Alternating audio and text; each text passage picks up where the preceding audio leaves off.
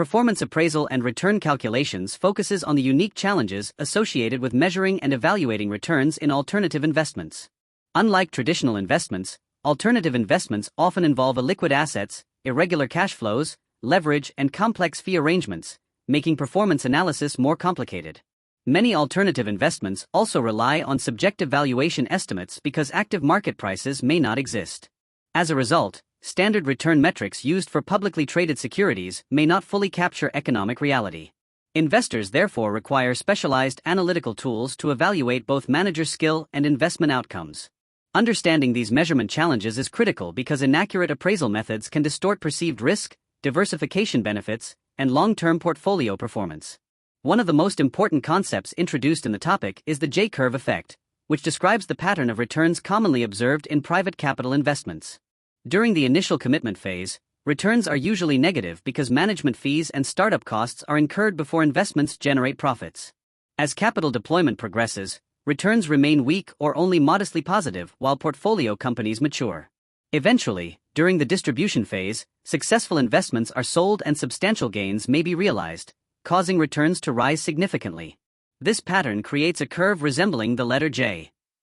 Investors must understand the J-curve because evaluating private investments too early can lead to misleading conclusions regarding manager capability and fund performance. The topic also emphasizes the importance of internal rate of return, IRR, as a primary measurement tool for alternative investments. IRR is particularly appropriate because alternative investments involve irregular timing of cash inflows and outflows controlled by fund managers. IRR calculates the discount rate that equates the present value of all cash inflows with the present value of all cash outflows. This metric captures both the magnitude and timing of returns, making it more informative than simple holding period returns. However, IRR also has limitations because it assumes reinvestment at the calculated IRR itself, which may not be realistic. Consequently, investors should interpret IRR carefully alongside other performance measures and qualitative assessments. Another performance measure discussed in the topic is the multiple of invested capital, often called the money multiple. This metric compares the total value returned to investors, including realized proceeds and remaining asset value, with the amount originally invested. Unlike IRR, the money multiple does not account for the timing of cash flows. While it provides a straightforward indication of overall investment profitability, it may produce misleading impressions if investment durations differ significantly. For example, doubling invested capital over 2 years is far more attractive than achieving the same outcome over 10 years. Therefore, the money multiple is best used as a supplementary measure alongside IRR when evaluating the effectiveness and efficiency of alternative investment strategies. Leverage plays a major role in alternative investment return calculations and risk analysis. Hedge funds and private capital funds frequently use borrowed funds or derivatives to magnify returns.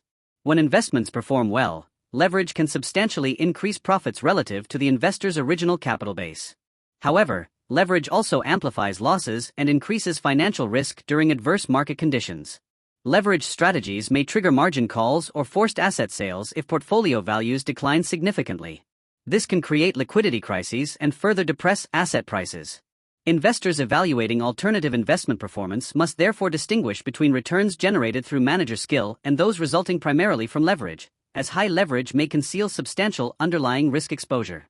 Valuation practices are another important topic within the topic because many alternative investments involve assets that do not trade frequently in transparent public markets. The program introduces a 3-level fair value hierarchy.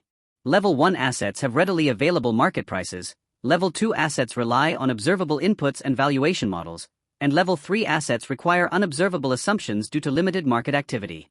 Many private equity and real estate investments fall into Level 3.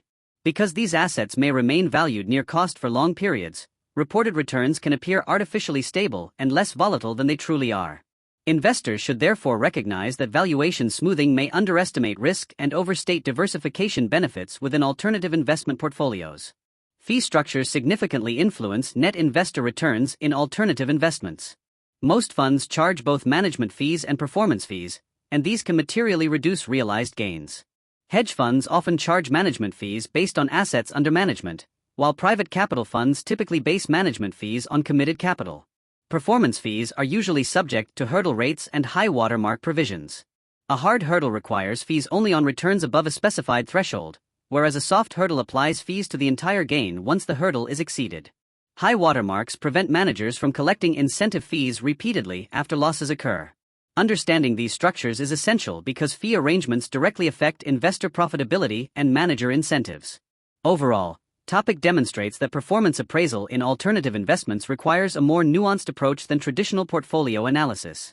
Investors must evaluate irregular cash flows, leverage, valuation assumptions, liquidity constraints, and complex fee structures simultaneously. Metrics such as IRR and money multiples provide useful insights, but neither measure alone fully captures investment quality or manager skill. Furthermore, valuation smoothing and leverage can distort reported returns and risk characteristics. Successful analysis therefore requires both quantitative techniques and qualitative judgment regarding governance, transparency, and manager behavior.